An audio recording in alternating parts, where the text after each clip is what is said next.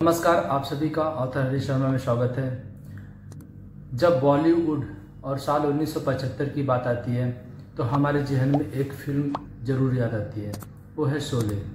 Sholay film का हर एक scene, हर एक डायलॉग इतना फेमस है कि इतने सालों के बाद भी शायद ही कोई हिंदी सिनेमा प्रेमी हो जिसे शोले के बारे में नहीं पता हो। और उसके कई सालों तक कोई भी ऐसी फिल्म नहीं आई या अब तक जो शोले को टक्कर दे सकी हो। पर कम लोग को पता है कि उसी साल एक ऐसी फिल्म आई थी जिसमें कोई स्टार नहीं था, कोई बड़ा नाम नहीं था, पर उस फिल्म ने शोले को भी टक्कर दी थी और बहुत सी जगहों पर शोले को पीछे छोड़ दिया था। वो फिल्म थी जय संतोषी माँ। जय संतोषी माँ फिल्म बनने की कहानी भी बहुत रोचक है और कहानी से जुड़े हुए लोग भी बहुत ही रोचक है।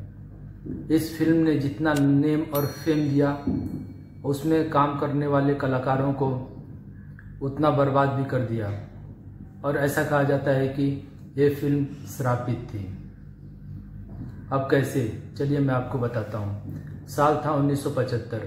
उस समय शोले जो शुरू में बहुत ही स्लो चल रही थी, पर बाद में उसने ऐसी रफ्तार पकड़ी कि सभी को पीछे छोड़ दिया और उसको टक्कर देने वाली कोई फिल्म नहीं थी। उसी समय विजय शर्मा नाम के डायरेक्टर थे जो निसंतान थे, और किसी ने उनकी पत्नी को बताया कि आप संतोषी माँ का व्रत रखिए और आपकी मनोकामना जरूर पूरी होगी। शायद ही कोई हिंदुस्तान में या कोई हिंदू संतोषी माँ के बारे में जानता हो। वो एक लोकल देवी थी। उनकी पत्नी ने वही किया और 11 सालों के बाद उनके घर में खुशखबरी आई। फिर विजय शर्मा ने ठान लिया कि इस संतोषी माँ के ऊपर वो एक फिल्म बनाएंगे।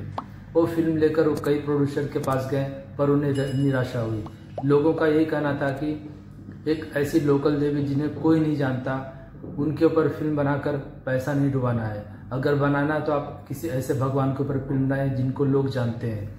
कोई भी प्रोड्यूसर डायरेक्टर पैसा लगाने को तैयार नहीं हुआ। बहुत कोशिश करने के बाद विजय शर्मा ने अनीता गुहा को तैयार किया, जिन्होंने इस फिल्म में संतोषी माँ का रोल किया था, और बाकी उन्होंने छोटे छोटे कलाकारों को तैयार कर लिया। अब सबसे बड़ी समस्या थी प्रोड्यूसर की। सभी प्रोड्यूसर ने ना कर दिया। 50 प्रोड्यूसर के पास जाने के बाद उन्होंने सिंधी सिनेमा के जाने माने प्रोड्यूसर संतराम लोहड़ा से संपर्क किया। उन्होंने किसी तरह से हामी भर ली। फिल्म की शूटिंग चालू हुई। पहले दिन सेट पर अनीता गुहा लेट पहुंची और उन्होंने अपना नाश्ता मिस कर दिया। उसके बाद सब इतने शूटिंग में बिजी हो गए क्योंकि फिल्म बहुत लो बजट थी, इसलिए जल्दी जल्दी फिल्म पूरी करनी थी कि उन्होंने उस दिन कुछ भी नहीं खा पाई। इसके बाद उनको लगा कि ये संतोषी माँ का ही कोई इशारा है कि आज वो व्रत रह गई। इसके बाद उन्होंने ठान लिया कि जब भी वो शूटिंग पे आएंगी तो व्रत रहेंगी, क्योंकि उनका किरदार बहुत सीमित था। जब भी संतोषी माँ का किरदार आता उस दिन वो खाना नहीं खाती, व्रत रहती।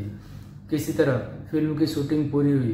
फिर फिल्म को कोई भी डिस्ट्रीब्यूटर डिस्ट्रीब्यूट करने के लिए तैयार नहीं था। किसी तरह से केदारनाथ अग्रवाल और उनके एक साथी शेट्टी इस फिल्म को डिस्ट्रीब्यूट करने के लिए तैयार हुए। पहले वीक में फिल्म को देखने के लिए मुश्किल से 100 लोग आए। उसके बाद अचानक ऐसा हुआ कि फिल्म को देखने वालों की बाढ़ आ गई। शोले फिल्म भी पीछे छूट गई और लोग गांव से शहर में आने लगे इस फिल्म को देखने के लिए। जो थे मंदिर बन गए। लोग जूता चप्पल बाहर उतार कर आते और थिएटर में आने के बाद आरती करते और फिल्म देखते।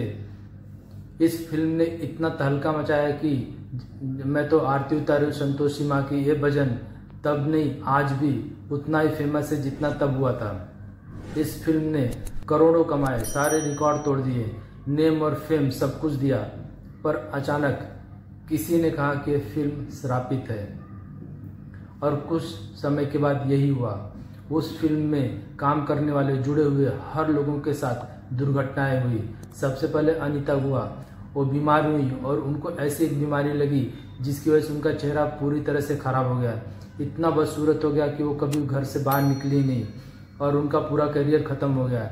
यहाँ तक कि ऐसा कहा जाता है कि उन्होंने कहा था कि जब मैं मर जाऊं तो मुझे मेकअप करके ही बाहर ले जाया जाए ताकि लोग डरे नहीं। विजय शर्मा इस फिल्म के बाद वो भी बर्बाद हो गए उनको भी कभी कोई काम नहीं मिला, कोई नाम नहीं मिला, कुछ भी नहीं बचा उनके पास। और सबसे बड़ी बात थी इस फिल्म के प्रोड्यूसर के पास 1 रुपये भी नहीं पहुंचे, क्योंकि बिचौलियों ने सारा पैसा खा गए और लेकर भाग गए, उनका कोई पता नहीं चला। संतराम लोढ़ा जिन्होंने फिल्म को प्रोड्यूस किया था, उनको कुछ समय के बाद लकवा मार गया और वो भी बर्बाद हो गए। तो आप इसे श्राप कहिए या कुछ भी कहिए, इस फिल्म ने जितना लोगों को नाम दिया, जितने पैसे कमाए, और कुछ समय के बाद सब कुछ चला गया। कुछ लोगों ने ऐसा भी कहा कि भगवान के नाम पर फिल्में बनाकर पैसा कमाना भगवान को अच्छा नहीं लगा।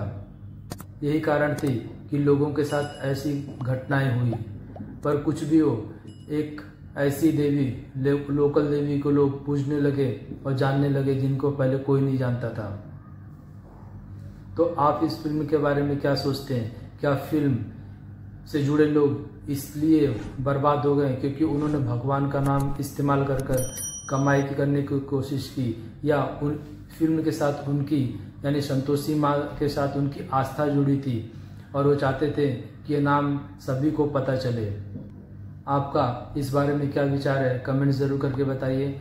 मिलता है अगली वीडियो में। वीडियो को लाइक, चैनल को सब्सक्राइब और बेल को दबा लीजिए ताकि नोटिफिकेशन आपको सबसे पहले मिलता रहे। मिलता है अगली वीडियो में, तब तक नमस्कार, वंदे मातरम।